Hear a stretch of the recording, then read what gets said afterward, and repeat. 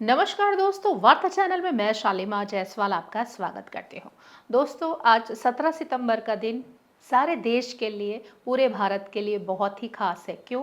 क्योंकि आज हमारे यशस्वी सर्वप्रिय प्रधानमंत्री नरेंद्र मोदी जी का जन्मदिन है। तो आइए देखते हैं इस पर हमारी एक खास रिपोर्ट। आज 17 सितंबर को देश के सर्वप्रिय नेता, जी हाँ, देश के सर्वप्रिय नेता यशस्वी प्रधानमंत्री नरेंद्र मोदी जी अपना 75वां जन्मदिन मना रहे हैं। भारत माता के सपूत, स्वतंत्र भारत में जन्मे पहले प्रधानमंत्री के रूप में वे प्रेरणा स्रोत है। चाय बेचने वाले परिवार से निकलकर आरएसएस प्रचारक बने, फिर गुजरात के मुख्यमंत्री और अब भारत के प्रधानमंत्री। उनकी उपलब्धियां जैसे make in India, digital India ने देश को मजबूत बनाया और करोड़ों भारतीयों के जीवन को बदल दिया है। उनकी उपलब्धियों में सामाजिक आर्थिक उपलब्धियों के साथ साथ बड़े और ऐतिहासिक निर्माण कार्य शामिल है। इन निर्माण कार्यों में अयोध्या का राम मंदिर, नई संसद भवन, गुजरात में बना स्टैच्यू ऑफ यूनिटी जैसे निर्माण प्रमुख है। आइए जानते हैं कुछ ऐसी ही 5 प्रमुख निर्माण कार्यों के बारे में जो नरेंद्र मोदी जी के प्रधानमंत्री कार्यकाल में हुए हैं। अयोध्या का राम मंदिर। बीजेपी ने अयोध्या में राम मंदिर को राजनीतिक मुद्दा बनाकर सालों तक इसे जिंदा रखा। सुप्रीम कोर्ट ने दशकों तक चले कानूनी विवाद के बाद नवंबर 2019 में सुनाए फैसले के बाद अयोध्या में राम मंदिर के निर्माण का रास्ता साफ किया। सुप्रीम कोर्ट के आदेश पर सरकार ने श्री राम जन्मभूमि तीर्थ क्षेत्र नाम से एक ट्रस्ट का गठन किया गया। राम मंदिर के निर्माण का जिम्मा भी इसी ट्रस्ट को सौंपा गया। प्रधानमंत्री नरेंद्र मोदी ने 5 अगस्त 2020 को अयोध्या में आयोजित एक भव्य समारोह में राम मंदिर का शिलान्यास किया था। प्रधानमंत्री नरेंद्र मोदी ने शिलान्यास के 3 साल 5 महीने 20 दिन बाद अयोध्या में बने विशाल और भव्य राम मंदिर में प्राण प्रतिष्ठा की। यह राम मंदिर अपने स्थापत्य कला के लिए मशहूर है। इस मंदिर में स्थापित मूर्ति का निर्माण मैसूर निवासी अरुण योगीराज ने किया है। नागर शैली में बने राम मंदिर की लंबाई 380 फुट, चौड़ाई 250 फुट और ऊंचाई 161 फुट है। इस 3 मंजिले मंदिर का हर तल 20 फीट का है। इस मंदिर में 392 खंबे और 44 दरवाजे लगाए गए हैं। काशी विश्वनाथ कॉरिडोर।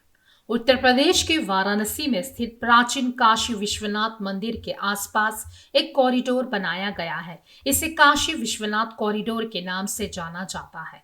इसका एक और नाम भी काशी विश्वनाथ धाम भी है। यह काशी का प्रमुख आकर्षण है। इसका उद्देश्य काशी विश्वनाथ मंदिर को सीधे गंगा नदी के घाटों से जोड़ना है ताकि भक्तों को मंदिर तक आसानी से पहुंचने में मदद मिले। 5 लाख वर्ग फुट में फैले इस परियोजना का शिलान्यास प्रधानमंत्री नरेंद्र मोदी ने 8 मार्च 2019 को किया था। उन्होंने ही 13 दिसंबर 2021 को इस कॉरिडोर का उद्घाटन भी किया। इसके निर्माण पर 355 करोड़ रुपए की लागत आई थी। इसी तरह के एक कॉरिडोर का निर्माण मध्य प्रदेश के उज्जैन में किया गया है, जिसे महाकाल कॉरिडोर के नाम से जाना जाता है। Statue of unity. गुजरात के नर्मदा जिले के सरदार सरोवर बांध के पास केवड़िया में स्टैच्यू ऑफ यूनिटी का निर्माण प्रधानमंत्री मोदी के कार्यकाल की बड़ी उपलब्धियों में से एक है।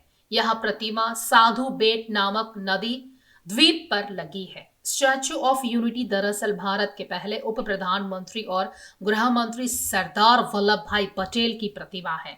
वहां पर उनका स्मारक भी बनाया गया है।